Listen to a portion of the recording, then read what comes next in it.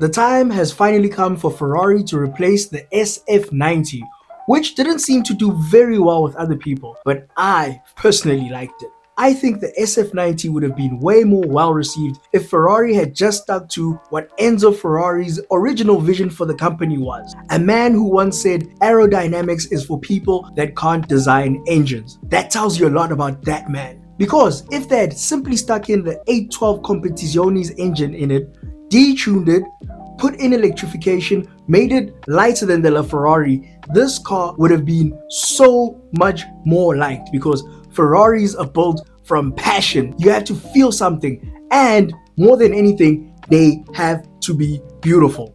So it's a far cry from the original recipe, finger licking good, 11 spices, and all that secret ingredients that Enzo Ferrari originally wanted for his cars. Now it seems Ferrari as a company is way more obsessed with aerodynamics and downforce. Two things Enzo did not care about. That is why the cars sounded so good and they looked beautiful, because he did not let things like that dictate how the car looks or ends up being. Now, let's focus on the one thing that should be important in a Ferrari, and that is the looks.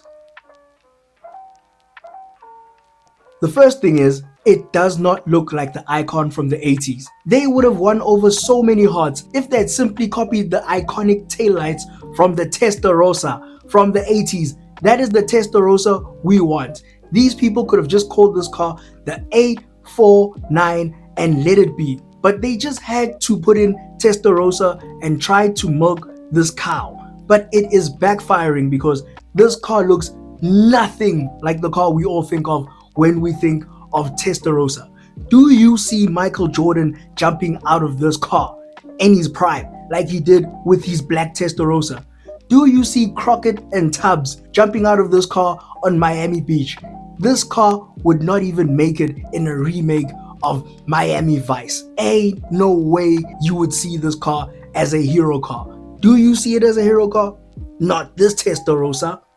The thing is, this car has Shanae eyelashes in the front for no good reason, and in the back it has do-rag ears. It has little bunny ears in the back. They could have simply just put a nice spoiler like the SF90 has in the back. And the rear end, I have to say, is the laziest rear end design I've ever seen on a Ferrari. I mean, they could have not done less. I don't get why they called this the Testarossa with that rear end. Testarossa has one of the most iconic rear ends, even as a South African. You just say to someone like my age, gluk gluk, and they already think about the Shell advert where there was a kid filling up a Testarossa and the Testarossa now becomes alive and it goes through the wall. Those are the type of memories you have whenever you think of the name Testarossa. They could have just made this car look like that legendary car and they would have got away with so much. You buy a Ferrari Testarossa to really show off and take attention from everyone else. When you buy a Ferrari with a legendary name like the Testarossa, you would expect it to be something that's jaw-dropping, something that will make crowds stop, break necks. But do you think this car parked next to a Lamborghini Revuelto would even put a dent in taking away the attention from the Revuelto? I think not. If you want to talk about this car looks more extreme than the SF90, I think you are drunk. The SF90 looks so much better than this car. This car could actually just be a Lego rebuild. I mean, look at this car. It's not even doing justice to the F80 inspired design. I think when you're spending hypercar money, you want that car to be a showstopper. And Ferraris have always been showstoppers, just not this one. Looks wise, I think Ferrari made a major blunder with this car. Yes, it might be faster than the Revuelto easily because the SF90 does smack the Revuelto with its shouty V12, but this will be faster, but I do not think it'll give you the same emotional feel you get, especially because of the noise. And am I the only person who thinks the 296 sounds better than these V8s? The 296 for me sounded better than the SF90, and it sounds better than this car. The Testarossa 849 does not sound Ferrari-like. Do you know what I mean? Like, even looks wise, this car looks like a 296 with an aggressive body kit. I don't think they did the SF90 any justice by replacing it with this car, looks wise. But then that's not the whole story when you think about this car. It's not just the looks that make it so great. And because of safety standards, we can't do pop-up headlights anymore, which was an iconic part of the 512 Testarossa. But I think they should have done a better job with the front end, because this to me looks like a Nissan 300 with a kit when you look at it from the front. I'm sorry, that's what I see, a 300Z. Now, this car also comes with the Assetto Fiorano pack, which gives you more aero parts, which are in carbon fiber, and then those flappy things on the back, they get their own little spoilers. I don't know why. Should have just put in one big spoiler at the back. I don't know what they were doing there. It probably makes more downforce, but it just does not captivate the heart. For me again, I'll say for me. And again, with the Fiorano pack, you get carbon fiber wheels and a different livery that tells people you are not cheap. Engine-wise, this car has a 4-liter twin turbo making 1050 horsepower. So it makes 50 more horsepower than the outgoing SF90. And how did they get this? They didn't cut corners by just simply remapping the ECU and putting in an exhaust. No, they actually did things the right way, because this car has a new cylinder head and a new intake plenum and a new valve train system. So that is how they extract the extra 50 horsepower, by actually re-engineering the engine instead of, as I said, just doing the software thing. There's a lot of SF90s that are tuned where the people just put in a software and an exhaust and the thing just went crazy. Power-wise, they go crazy.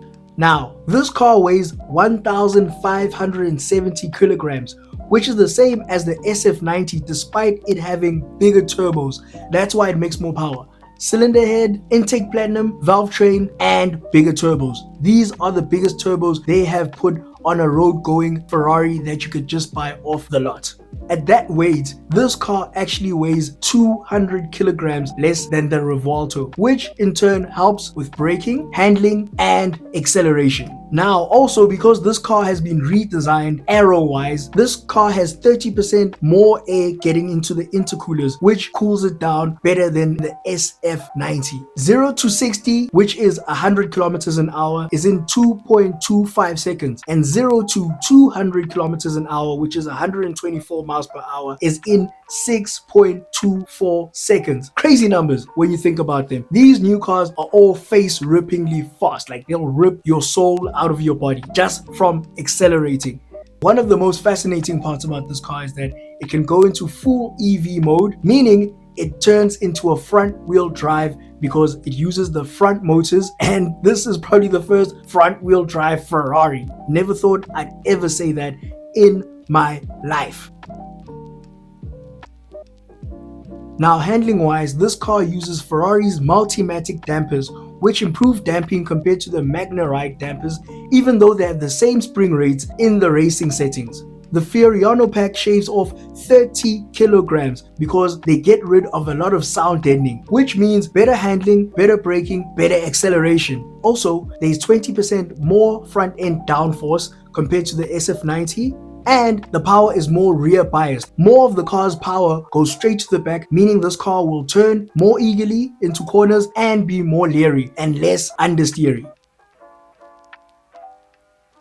What's my verdict on the car? If you tell me that the 849 looks better than the SF90, I need you to go see an optometrist ASAP. Now, let's start with the back. The back is just terrible because, as I said, it looks like it's wearing a do-rag. Why does it have those two ears at the back? That just looks absolutely wrong. And also the fact that with the Fiorano pack, they've put in 2 spoilers on those little weird flippy flaps on the back. This car did not need those flaps. They could have just put in a spoiler, which would have done the same job. But I guess aesthetics, you know, it's gotta look different. It's gotta be, I don't know. I think they could have done better with the rear end.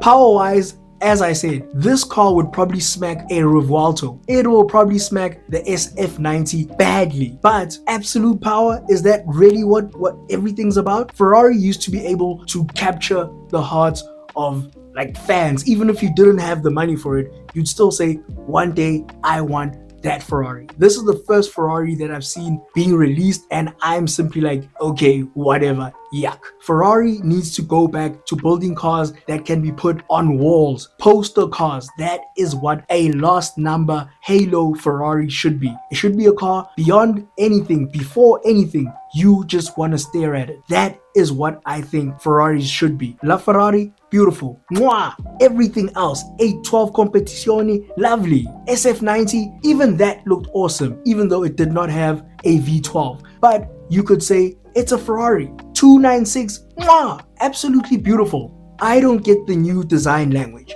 Ferrari is moving in a new direction. I am not a fan of it. Ferrari, please hire Pininfarina back. Please give them whatever check they want, because you guys cannot go on like this. And another big component of this car is how it sounds. I am sorry, it just does not sound Ferrari-like. 296 V6 sounds better. How can the V6 sound better than the V8? Yes, they're turbocharged, but for some reason, the 6-cylinder sounds more Ferrari than the 8-cylinder does. And for me, I think that is a big deal breaker. Now, what is your take on this car? Tell me in the comment section. And until the next video,